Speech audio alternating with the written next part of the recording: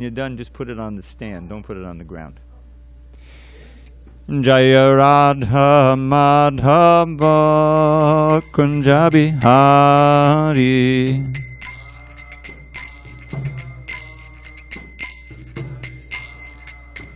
Jaya Radha Madhava Kunja Bihari.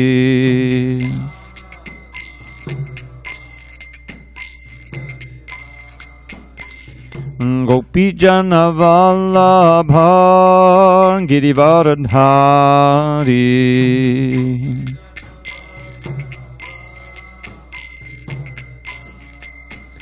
Jai Gopi Jana Vallabha Girivaradhari.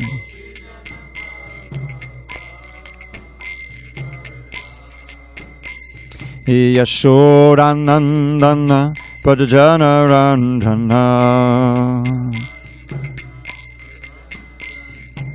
Yashodanandana Pajana Randhana.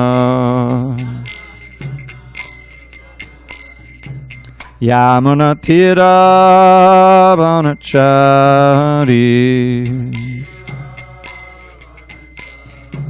Jamuna Tira Vanachari. Jaya Radha Madhava Kunja Bihari.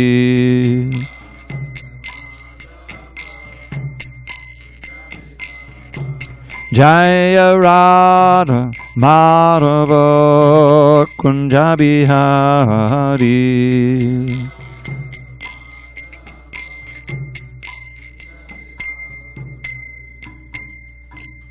Jai Mishnapad Paramahansa Paradikacharya Ashtotar the Sri Srimad Divine Grace Srila A.C. Bhaktivedanta Swami Prabhupada Ki Jai. ISKCON BBT Founder Acharya Srila Prabhupada Ki Jai. Jai Om Vishnupad Paramahansa Paradikacharya Ashtotar the Sri Srimad Divine Grace Srila Bhakti Siddhanta Saraswati Thakur Ki Jai. Ananda Koti Vaishnavindi Ki Jai. Namacharya Srila Haridas Thakur Ki Jai. Srimad Bhagavad Gita Ki Jai. Samaveda Bhaktivinoda Ki Jai. All glories to the assembled devotees.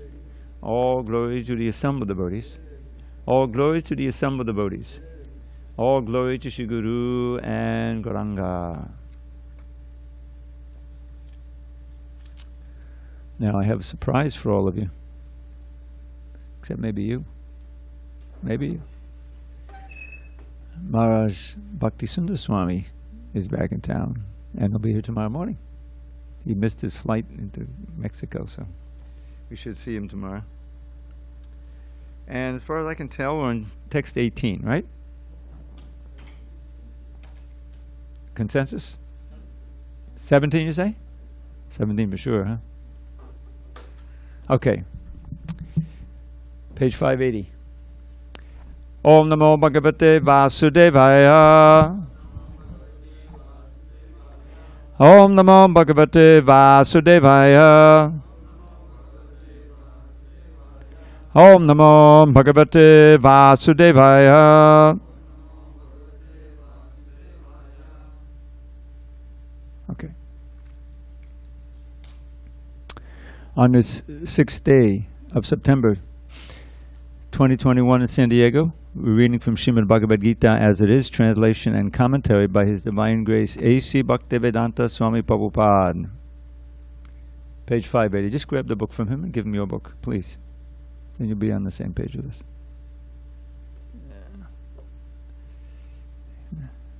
No, you're supposed to give him your book, and then you can... All right.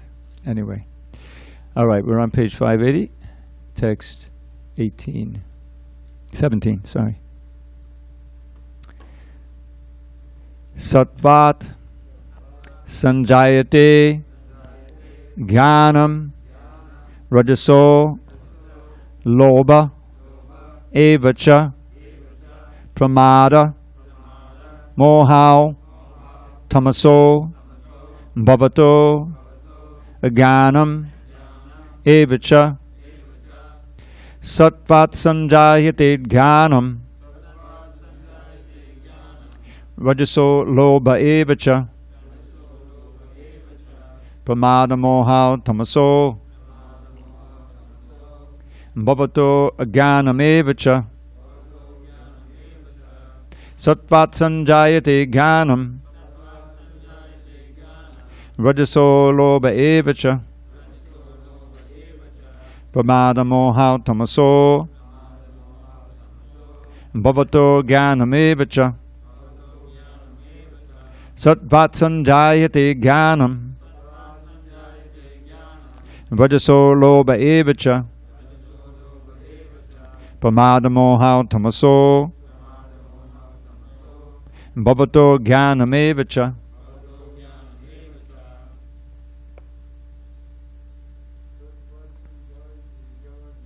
Sattvat sanjayate jnanam Rajaso lobha evacha pramada moha tamaso Bhavato jnanam evacha. Ishtadev. Sattvat sanjayate jnanam Rajaso lobha evacha pramada moha tamaso Bhavato jnanam evacha Sattvat sanjayate jnanam Rajaso lobha evacha pramada moha tamaso Bhavato jnanam evacha. Would you want to try it there? Would you want to try it? Sattvat sanjayate jnanam Rajaso lobha evacha pramada moha tamaso Bhavato jnanam evacha. All right, I'll read the word by words myself. Sattvat, from the mode of goodness, sanjayate, develops, jnanam, knowledge. Rajasaha, from the mode of passion, lobha, greed, eva, certainly, cha, also. Pramada, madness, moha, and illusion, tamasaha, from the mode of ignorance, bhavataha, develop. Ajnanam, nonsense, eva, certainly, cha, also. Translation. From the mode of goodness, real knowledge develops. From the mode of passion, greed develops. And from the mode of ignorance develop foolishness, madness, and illusion. Srila Prabhupada's purport. Since the present civilization is not very congenial to the living entities, Krishna consciousness is recommended. Through Krishna consciousness, society will develop the mode of goodness. When the mode of goodness is developed, people will see things as they are. In the mode of ignorance, people are just like animals and cannot see things clearly. In the mode of ignorance, for example, they do not see that by killing one animal, they are taking the chance of being killed by the same animal in the next life. Because people have no education in actual knowledge, they become irresponsible. To stop this irresponsibility, education for developing the mode of goodness of the people in general must be there. When they are actually educated in the mode of goodness, they will become sober, in full knowledge of things as they are. Then people will be happy and prosperous. Even if the majority of the people aren't happy and prosperous, if a certain percentage of the population develops Krishna consciousness and becomes situated in the mode of goodness, then there is the possibility for peace and prosperity all over the world. Otherwise, if the world is devoted to the modes of passion and ignorance, there can be no peace or prosperity.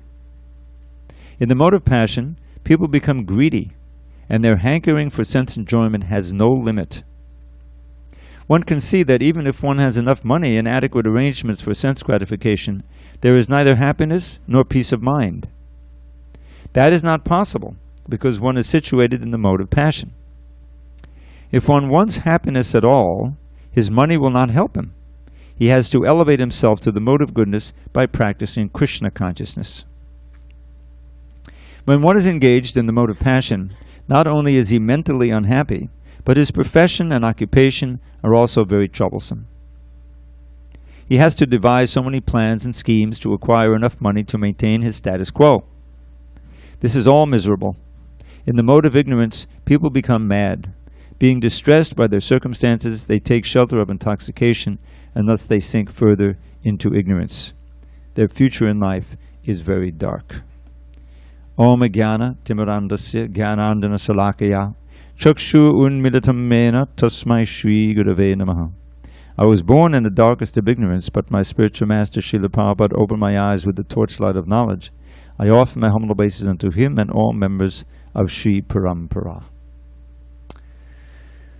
So, Krishna has described in this chapter, at the beginning he described the creation, how he's the source of everything. And he then began describing the different modes of nature, how this material energy works. And it's important to understand these because they're very much determinative of our state of mind. The different modes affect the mind. And when one is in a certain mode, if he doesn't know the science of bhakti, the science caught in the Bhagavad Gita, he has no idea of it. It's just like someone who's intoxicated may oftentimes not know he's intoxicated or not admit that he's intoxicated. And especially if it's a regular thing. In other words, one is always in a certain state of mind, always agitated in a mode of passion, then you can't be aware that this is not what you're supposed to do. It's just the way you are. This is how I am, you know. And you strive, in the mode of passion, as Krishna has explained, you strive to accumulate wealth, to enjoy different kinds of sense gratification. And as Krishna says very distinctly in the 3rd chapter, this kama, this unending, ever-growing desire for sense gratification, is never satisfied. It burns like fire. He says, Kama esha kodesha rajogana samudbaha mahashano mahapapma vidyanam hiya vaidinam. Vaidinam means an enemy. So why is it an enemy? Because from the beginning of the Bhagavad Gita, the revelation is there that we have an identity different from the body. Most people think, this is who I am. This is how everyone treats me in terms of my body, the name, where I'm born, the family I'm in, what language I speak. All these things pertain to the body. But Krishna says at the very beginning, you're not the body. Dehinosmin yata dehi komaram yovanam jada. He describes a very wonderful verse that kind of everyone can see, the light can go on. We can all remember when we were children. Hare Krishna, welcome. We're on page 580, 81. And so we remember when we were children. I remember when I think the first thing I remember was riding a tricycle when I was about 5 years old. We all probably have a first memory. We can go. And then you go back, and there's certain high points when you remember, the first day of school, that was traumatic. You know, I remember I burned my arm one time, and boy, I can't forget that. You know, and then there's also, you know, very pleasurable things that you remember. But certainly we had a different body, we had a different mindset, but we were the same person. We're the same person.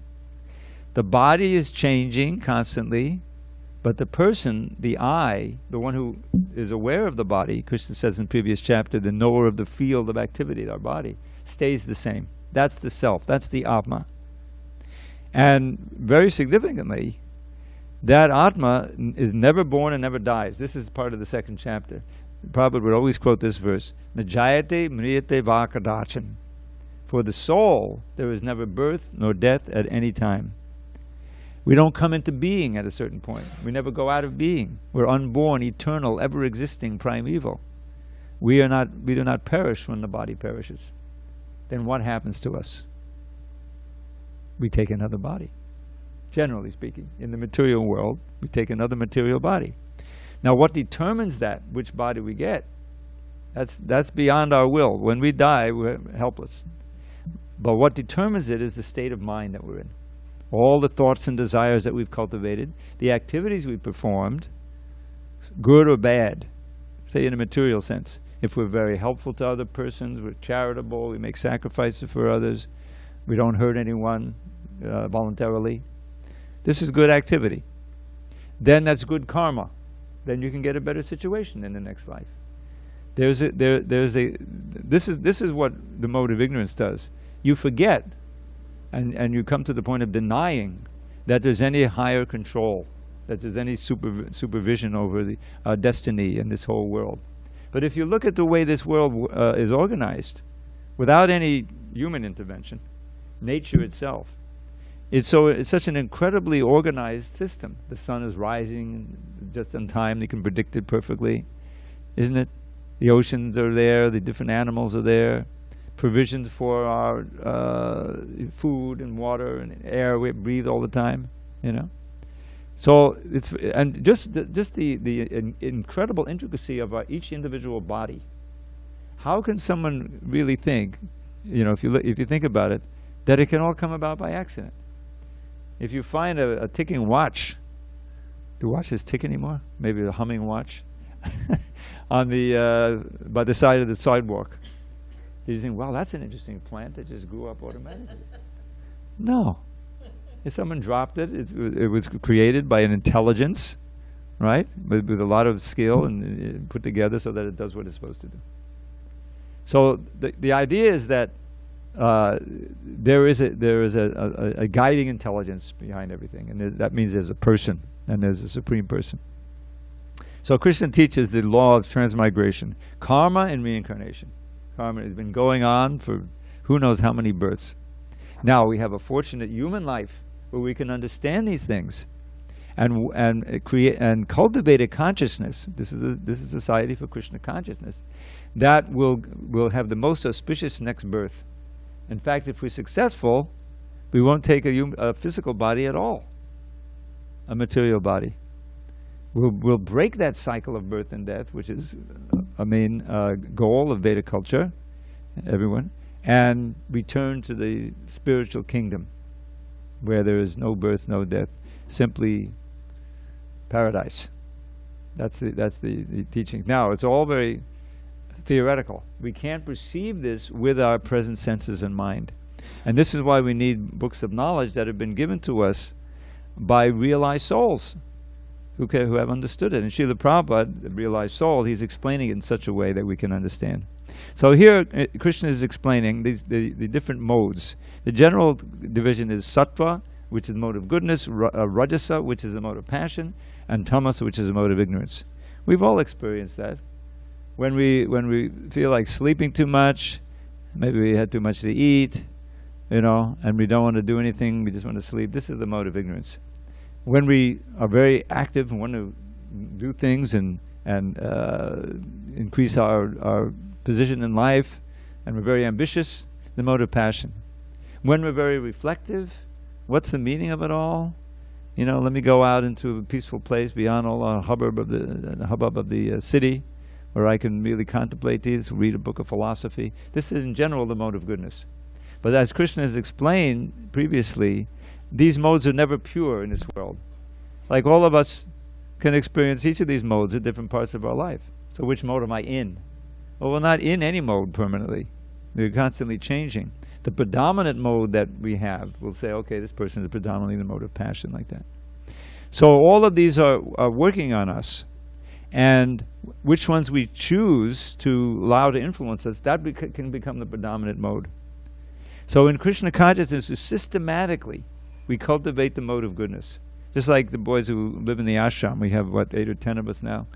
I live a little block away or so. But we try to keep everything clean. We're very regulated. We eat what we call sattvic foodstuffs, which are, of course, transcendental. They're offered to Krishna. Vegetarian, certainly no intoxication. The whole idea is to rise up to and maintain the mode of goodness, which is a platform upon which we can build the mode of pure goodness, which is not tinged by mode of passion or ignorance.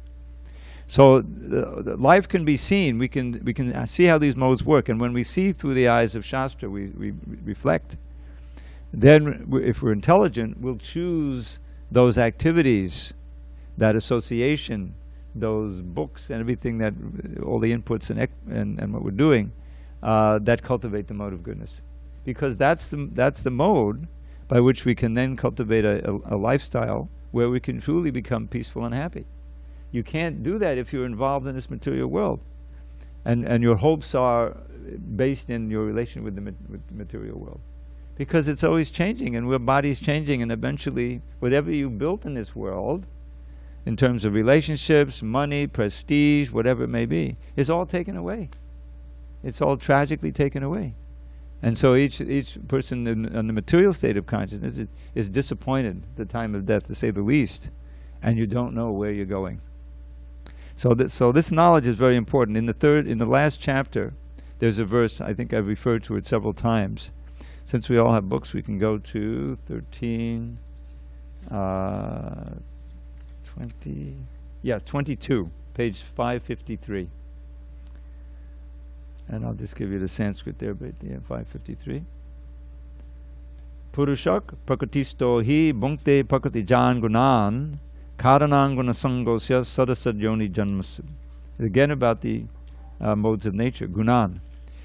The living entity in material nature thus follows the ways of life, enjoying the three modes of nature. This is due to his association with that material nature. Thus he meets with good and evil among various species. So we don't have the human form of life forever. If we act animalistically, we can take animal form. So let's just look at the Sanskrit. Prakriti stohi. The Purusha, that's the living entity. That's us. By nature we're Prakriti, we're energy, but we're trying to enjoy, and so we've taken the false role of Purusha. So we notice it, Purusha. Situated in the material energy, that's where we are, beginning with our body. Bhunkte. Now Bhunkte is enjoys, or more broadly experiences, because it's not always enjoyment. Prakriti Jan Gunan experiences the modes of nature generated from Prakriti. We're just reading that in the 14th chapter. Now, Karanam Gunasangosa, Karana means a cause. Gunasanga means how we associate with those modes. So we're, as human beings especially, we have decision to make how we're going to associate, what mode we're going to cultivate. I always like to point out, forgive me because you've heard it 100 times, but you haven't heard it. You may know at the corner of this block, we're like from 100 feet down, there's a bar and grill, something like that. There's a regular bar. So people, they're walking down the street, they can decide to come in here, or they can walk a little further and go into the bar. This is their free will. Now, you get different results. If you come in here, you hear Bhagavad Gita, it's a mode of goodness. Nobody here is going to serve you a drink, at least not an alcoholic drink, maybe prasadam drink. But if you go there, you're not going to find anything about Krishna. That's the mode of ignorance. That's the personification is the bar, the place of intoxication. So we have a choice to make. This is the human life. Karanam Gunasangasa. As we associate with the modes, sadasad yoni janmasu. That determines what yoni means, the species that we take birth in. Sad or asad, good or bad. Janmasu. We are making the decision with everything we do about our destiny. And that's very exciting, because if we have the right information and the good instruction and environment, we can have the most auspicious future. Maybe not in this life, because it's not so easy to escape our lifetimes of conditioning, but we'll make progress toward breaking the bonds of matter entirely. This is an unnatural situation. We're spirit encased in matter. We don't belong here. We're all exiles, from the spiritual world. We're spiritual beings, we belong in the spiritual world, where there's no time, there's no decay, there's no all of this. We're in an ideal situation. So, this is what Krishna is teaching, and he's coming to the point where he's going to teach us give us the instruction. What's going on? Must be Daniel. How did I know that? He's kind of the court jester in a little way. Hare Krishna. Where was I? See, distracted. So Krishna will tell us in a few verses at the end of the chapter, it'll take us about a week to get there, how to transcend the modes of nature and reach that perfect spot. So, any questions on this verse or purport? Why does the mode of passion produce greed? Because the desire to enjoy is never satisfied. It burns like fire. Even you find the billionaires, inconceivable amount of money. that they have. And yet still, oh, I have to build a rocket ship to go up in space. Right? And he went up first. You know, isn't it? We just witnessed that. How many millions or billions did they spend on that? What's the point? You go up, you come down, you're right in the same spot. You didn't make any progress. So it's absurd. You know, anyone would say, well, he doesn't look very happy. And I noticed the richest guy, one of the richest guys who's been around for so long, he's getting old just like everybody else. You know, you can't stop time from it's Rockefeller. Rockefeller was a name, has been a name for tremendous wealth. It was the oil industry in the early 20th century. One of the Rockefeller heirs, he reached the age of 100. He was involved in world politics and all these things, you know. But eventually he had to cash in. You know, he was 100 years old and broke down. He couldn't, no matter how much money he spent, he couldn't keep it going. So who knows what his destination was? All that you have to be to become a billionaire, and what you use it for, and you know. But devotees, you know, we're happy with practically nothing materially, because the treasure of Krishna consciousness is so valuable. There's a wonderful verse describing the Goswamis. The Goswamis, these are 6 Goswamis. They are spiritual masters. They lived in the 16th century. And they wrote so many books that we read, or in the commentaries. The commentary that we read here is based on a student of one of the Goswamis, Baladev Vijayabhushan. So several of them were extremely wealthy at the time. One was a sole heir to a zamindar. Zamindar are landholders, you know. And he would be compared to a multimillionaire. 2 others of them, they were right and left-hand man of the king. One was the prime minister, one was the finance minister, like that. But when they got the inspiration to do Krishna consciousness from one of our main avatars, Chaitanya Mahaprabhu, they gave it all up. And they went to Vrindavan, and they became as renounced as you could possibly be. They had practically no wardrobe. You know, they would get rejected clothes and wear it, whatever, keep it clean, you know, simple. And they had no home. They would walk and live under a different tree each night. And they practically didn't eat or sleep. They were so renounced. But the Sanskrit goes, they saw all of this power and pelf that is available for wealthy, you know, as insignificant when they were inspired by Krishna consciousness, highest Krishna consciousness. And they gave it up. Tuchavat means insignificant. And Tuchavat Budva Dina Ganeshako, for the sake of us, for the sake of helping the ignorant people who really needed this knowledge, they spent their time writing books and preaching in Vrindavan and building temples. Karunaya, out of compassion, out of mercy. And what did they experience? They'd given up material wealth practically down to zilch, from very wealthy to nothing. It said, Gopi Bhavara Samratabda Hari Kallor Lamagno Mahur. Again and again they were diving in the ocean of the highest bliss, of the most intimate and intense and blissful service of Krishna, the service of the gopis of Vrindavan, his consorts in Vrindavan. They were experiencing that in their inner consciousness. And it gave them such happiness they didn't even feel hungry, practically. They had to eat to keep body and soul together, but minimally. So from very, very, very wealthy, they came to very, very, very poor, but actually they were the richest. They were much richer than any of these billionaires. They had nothing material. So when you are able to access that inner reservoir of bliss, which we all have, Krishna is within each of our hearts, then you can live extremely simply and be extremely happy and peaceful. And that's such a wealth, especially in this age when everything is so crazy, you know. To be able to go through this pandemic without freaking out and becoming stir crazy, and you know, all of your relationships and things have been attenuated, and oh my God, you know, so much mental health issues, as you all know. But I see, you know, we're still chanting Hare Krishna, doing our regular thing, and so it's even in the neophyte stage, it's a tremendous value. All right, then we will go on to text 18. These are the destinations of one in different modes. Urdvam gachanti satvastha madhye tishtanti rajasaha jaganna guna vritti sta adho gachanti tamasaha. Those situated in the mode of goodness gradually go upward to the higher planets.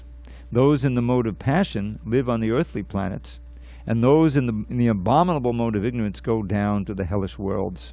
Purport. In this verse, the results of actions in the three modes of nature are more explicitly set forth. There is an upper planetary system consisting of the heavenly planets, where everyone is highly elevated. According to the degree of development of the mode of goodness, the living entity can be transferred to the various planets in this system.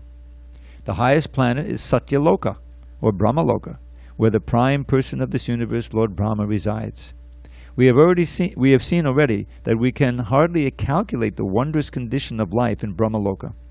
But the highest condition of life, the mode of goodness, can bring us to this. The mode of passion is mixed. It is in the middle between the modes of goodness and ignorance. A person is not always pure, but even if he should be purely in the mode of passion, he will simply remain on this earth as a king or a rich man. But because there are mixtures, one can also go down. People on this earth, in the mode of passion or ignorance, cannot forcibly approach the higher planets by machine. In the mode of passion, there is also the chance of becoming mad in the next life. The lowest quality, the mode of ignorance, is described here as abominable. The result of developing ignorance is very, very risky. It is the lowest quality in material nature. Beneath the human level, there are 8 million species of life: birds, beasts, reptiles, trees, etc. And according to the development of the mode of ignorance, people are brought down to these abominable conditions. The word tamasaha is very significant here. Tamasaha indicates those who stay continuously in the mode of ignorance without rising to a higher mode. Their future is very dark. There is an opportunity for men in the modes of ignorance and passion to be elevated to the mode of goodness. And that system is called Krishna consciousness. But one who does not take advantage of this opportunity will certainly continue in the lower modes. And by the way, just a note on Prabhupada's use, he would often use the word man or men to mean human beings. So of course it applies to women also. So this is giving us some sober information about our destination. A human being is concerned not just with the immediate future, but with long-range future. Just like we experience all the time. I remember when I was a kid, my parents were so much emphasizing education, so that you could get into a good school, so that you have a nice position in society, you know, looking at the long term. Most kids, they just want to play right now, right? And parents have to say, no, you have to study your books, you know. Like, I was a bookworm, you know, so. But look where it got me. Now I'm a Hare Krishna. Anyway, I'm just kidding. So, but the principle of long term, of seeing, well, I want to, you know, I have to restrain my senses. Again, you go to college, and you're concerned, if you're concerned mostly to apply to those colleges that are known as party colleges, then chances are you may not succeed in your college career. You want to go to college in order to get a degree, in order to get a good job and have a good position. So that means when you're in college, you also have to have discipline and study now and not party, you know, do all these different things. So that's the same idea. But this is like the ultimate responsible life. Understanding that everything we do, as described in the previous verse, that Purusha Prakrititaho, is creating a certain consciousness. So under good guidance of experienced transcendentalists, to mold our life in such a way that we cultivate the consciousness that will take us to the best destination. If not back to Godhead, then, and this is promised in several places, then in a body again where we can continue that consciousness. If you do, whatever you do materially is going to be lost. You may become a big professor, but your actual life is you know, sinful, then you won't be a professor in your next life. You'll be lucky to be a human being. You know, this is what's going on. But devotees, if we're living a pure life and cultivating Krishna consciousness, we still may have some latent material desires, so we're not going back to Godhead. But we'll be born in a family, we're born in a situation where we can continue that Krishna consciousness. You see the difference? Material life it's like You don't know what your destination is, but it's definitely not the perfect destination. It's very risky, but the cultivating Krishna consciousness is very auspicious because nothing is ever lost. Neha bhaktamanashosti pratyavaya navidyate. In this endeavor, there's no loss, there's no diminution, and even a little advancement. Just attending one Bhagavad Gita class is enough to make sure that you'll get a human life in your next life, because you have to attend another Bhagavad Gita class. The point is that you've already started, and that stands in good stead. This is what we're assured of. It's very encouraging. So, that was... Yeah, so Urdhvam Gachanti Sattva Stav, you said this is different destinations for being in different modes of nature, and we're warned, don't cultivate the mode of ignorance, because you can very easily use the human form of life, which is such a great treasure. What is that verse? Labdva sudurlabam idam bahu sambhavante manushyamata damanityamapiya dhira turnam yateta napatena namritya yavat nikshe saya vishaya kalusarvatakshyat. This is a very important verse spoken by Krishna in the 11th canto of the Srimad Bhagavatam, Bhagavad Puran. It's a basic book, much vaster book than Bhagavad Gita, but the same teaching is there, but more extensive. So here he's saying, Labdvasu durlabamidam bahu sambhavante manusham. Manusham is a human form. You've attained this human form of life after many, many other births, describing going up the species. Bahu sambhavante.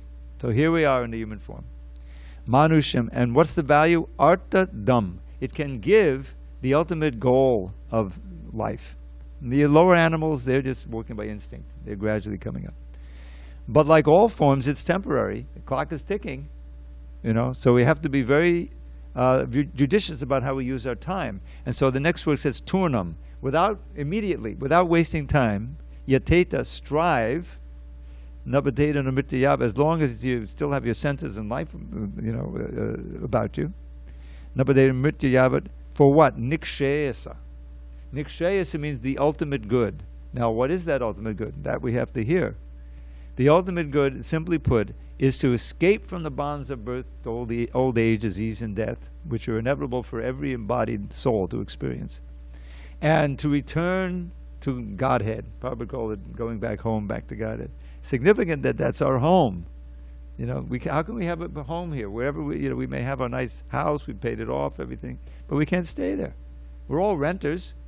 We're all renters in these bodies, and eventually we get evicted. So it's not our home. We can never have our home here. But that's our eternal home where we have come from. We wandered from there. So that's the simple goal of life. And that's what we should strive for. And that's what the Bhagavad Gita teaches, how, the means. And this Gaudiya Vaishnava Sampradaya, or the line that we come in, very systematically presents the means, the do's and the don'ts. Anything you want to achieve, there's do's and don'ts. You want to learn to play an instrument, musical instrument. I've learned several instruments. There's ways of doing it and ways of not playing. And that's why you need a teacher, someone who can play and who knows it and is willing to teach. So there are so many willing teachers, and we've been very fortunate to come in contact with one of the greatest of all time, Srila Prabhupada. And he's giving us all this knowledge in the books, how to practice this. And the most simple practice in this age, chanting this mantra, Hare Krishna, Krishna Krishna, Hare Hare, Hare Rama, Rama Rama, Hare Hare. Any of you heard of the Upanishads? In the Upanishads, this mantra is spoken. It says, Hare Krishna, Hare Ram, iti shorashikam nam kalikalmasanasanam natak padataropaya sava vedeshu drishyate. You can search through all the Vedas, but you won't find a better means of counteracting the ills and evils of this age that we live in, which is a difficult age, the age of Kali, than the chanting of this mantra.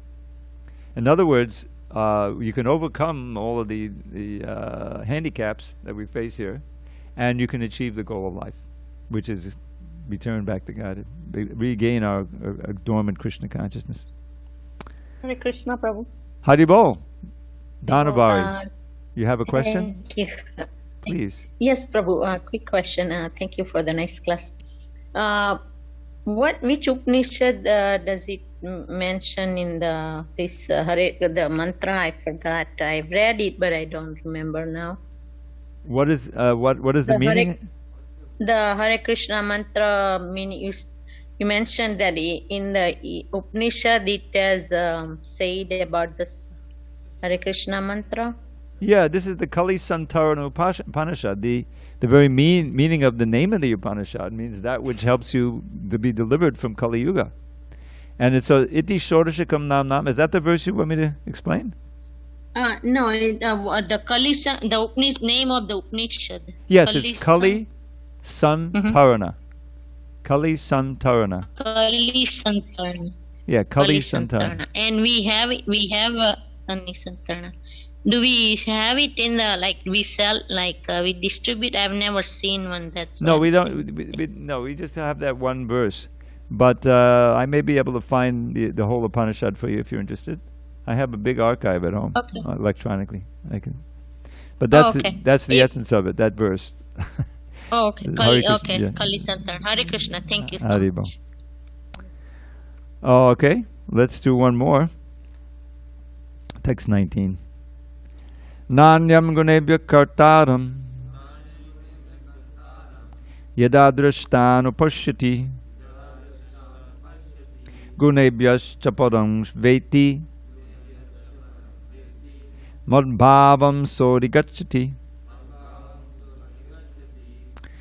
Now he's starting to explain getting out of the modes. I think wonderful goal, how to do it. When one properly sees that in all activities no other performer is at work than these modes of nature, and he knows the Supreme Lord, who is transcendental to all these modes, he attains my spiritual nature. Purport. One can transcend all the activities of the modes of material nature simply by understanding them properly, by learning from the proper souls. The real spiritual master is Krishna, and he is imparting this spiritual knowledge to Arjuna. Similarly, it is from those who are fully in Krishna consciousness that one has to learn the science of activities in terms of the modes of nature. Otherwise, one's life will be misdirected. By the instruction of a bona fide spiritual master, a living entity can know of his spiritual position, his material body, his senses, how he is entrapped, and how he is under the spell of the material modes of nature. He is helpless, being in the grip of these modes, but when he can see his real position, then he can attain to the transcendental platform, having the scope for spiritual life. Actually, the living entity is not the performer of different activities. He's forced to act because he's situated in a particular type of body, conducted by some particular mode of material nature. Unless one has the help of a spiritual authority, he cannot understand in what position he is actually situated. With the association of a bona fide spiritual master, he can see his real position. And by such an understanding, he can become fixed in full Krishna consciousness. A man in Krishna consciousness is not controlled by the spell of the material modes of nature. It has already been stated in the 7th chapter that one who has surrendered to Krishna is relieved from the activities of material nature. For one who is able to see things as they are, the influence of material nature gradually ceases. So that's worth going to. Text 14 in the 7th chapter, which is on page 318. Again about the gunas, again about the modes. Daivi yesha gunamayi mama maya duratya mam evaye papadyante maya metang tadantite. This divine energy of mine, consisting of the 3 modes of material nature, is difficult to overcome. And that's kind of an understatement. Difficult means, in this case, impossible. On our own. But those who have surrendered unto me can easily cross beyond it. So the idea is that we're very, very infinitesimal. We're smaller. You know, I remember when I first heard about the calculation 1/10,000th part of the tip of a hair. I said, is that really precise? Because there's different kinds of hairs. I know that a black hair is much thicker than a blonde hair. The point is that we're infinitesimal, atomic. And so because of that, we are, by nature, we have to serve. We have to work under the influence of a more powerful energy. Right now, we're under the influence of material energy, the modes of nature. And we're serving them, although we're thinking we're master. Just like a person, like we all have experience. Sometimes you're so hungry, all you can think of is, how can I get something to eat? So that means that we're serving our belly, we're serving our body, which is demanding that we eat. And we've all learned, we go through life, and how many people really think in the ordinary course of events, say in 2019 or 2018, during the course of a day, do you think about breathing? It just happens. I'm just breathing, Although you may get out of breath if you work out or something, that's one thing, But in the ordinary, it's just something you don't think about. Any more than the fish is thinking about how the water is coming in the gills, you know what I mean? They don't even know what water is. It's just like, that's where we live. But we are serving our lungs and our body, and we've learned very graphically, when that's disrupted, that's the end of your life, if you can't breathe properly. This whole machine, we're serving it, with our activities. We just, by nature, we just do things and going on, and so much is happening automatically. I'm not thinking my heart is breathing and this is going on, and I'm regulating the temperature of my body. It's all happening automatically. But we serve the body, and we serve the senses, and so we're servants. This is our nature as living beings. We're servants. We have to serve an energy, either the lower energy or the higher energy. So Krishna consciousness means to gradually change the quality of the energy that we're serving. And that means the internal energy. Just like as devotees, we also eat. Well, but we don't eat ordinary food. We eat prasadam. Vegetarian food that's been prepared and cooked with love for God, offered to Him, and then we take the remnants. So it becomes a spiritual exchange. The food actually changes, becomes spiritually purifying. Whereas just to eat on your own, that's an act of, it's material, and it keeps you bound to this world. So there's an art of eating, and there's an art of living, and everything we do, using all the senses, by which we cultivate and we're serving the spiritual energy of Krishna, the internal energy. And that purifies our being to such a degree that things that we thought we could never give up, become easy to give up. Because you get the higher taste. That's also in Bhagavad Gita. It's all in Bhagavad Gita. So that's the way that we can get out of these modes of nature. When he sees all activities no performer work under the mode, when you surrender unto Krishna, then he's described very graphically. Guna also means rope. That's another meaning of the word guna. So we're bound by these ropes. It's so long we don't even know we're bound up. But when we know we are, by the help of someone who is unbound, the spiritual preceptor, the teacher, Srila Prabhupada is speaking to us directly right through his books, we can become free from this bondage to matter, and we can become bound up in loving service to Krishna. You're going to become bound one way or another. But bondage to Krishna is real freedom, because it's freedom from birth and death and pain of this world.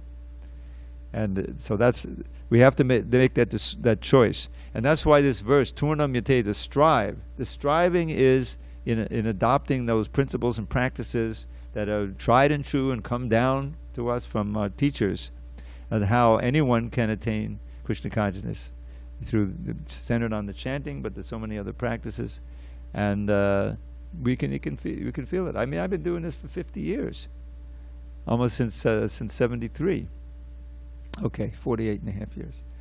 But it's not like, oh, what a mistake I made. Boy, I should have done something else. I wasted my life. No way, I'm looking at all the things I escaped from. I mean, I was there in 83 when the whole AIDS thing happened. And I said, well, I don't have to worry about that. And then there was the whole cocaine and crack cocaine thing happening in my old hometown of New York City. So I don't have to worry about that. We don't even take coffee and tea. What to think of these harder things? I'm perfectly satisfied. Hare Krishna, Krishna, Krishna, Hare. This mantra is so satisfying. There's a series of verses. I'll share some about the Hare Krishna mantra, about the holy name. It says, Mararam Maradebyopi Mangalebyopi Mangalam Bhavanam Bhavanebyopi Hare Nama Vakevalam. Of sweet things, it's the sweetest you will taste at any time. Of things that bring good fortune, it's the perfect paradigm. of things that purify, it purifies most powerfully. The holy name of Shri Hari is surely all that be. Shri Hari is another name for Krishna. And it goes on like that. From Brahma's realm atop the sky, down to the lowly grass, illusion reigns in Maya Devi's treacherous morass. The truth, the only truth, the name of Shri Hari, the holy name of Shri Hari is surely all that be. So it goes on like that, and we don't have time to finish it. But if you want to, I have a whole series of poems like that. You can write to me, Dravida108 in Gmail. I'll send you my poetry for free. You know, just like this. We're coming up on Rishabhadev's teachings. So I wrote one about the first verse. He's teaching his sons before he retires. So the English goes like this: don't waste this precious human's life, dear friend, by working hard for hoggish happiness. We just read about mode of passion. Through bhakti yoga, worldly life transcend and learn to taste divine love's endless bliss. It's real. It's not an imagination. Our spiritual master Srila Prabhupada lived the life, and he showed by his life how to do it. So that's a real reality. And what's another one? You know, Krishna is so sweet and attractive. Bilba Mangal Thakur, he wrote a book called the Krishna Karnamrita. Are you familiar with it? You know about that? Krishna Karnamrita means a book that's nectar for Krishna's ears. Who can write a book like that? Yeah. He's writing a book and Krishna is relishing each verse. So one of the verses, this is one of the first poems I ever read, a little ditty, but it's a beautiful verse. Madoram madoram vaparasya vibho madoram madoram vadanam madoram. Madogandi madus mitame tadaho madoram madoram madoram madoram. That's the Sanskrit language. Sweet, sweet is my dear Lord's form. Sweet is still his face so fair. But his honey-scented, gentle smile is sweet beyond compare. Never grows old. I mean, I've chanted that every day for years and years. Never gets tired. Some rock lyrics that I memorized when I was 12 years old.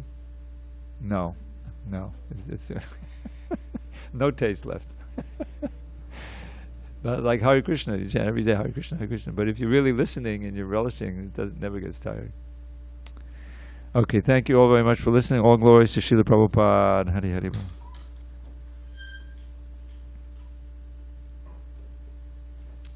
So, text 20 tomorrow, huh? Okay. 20.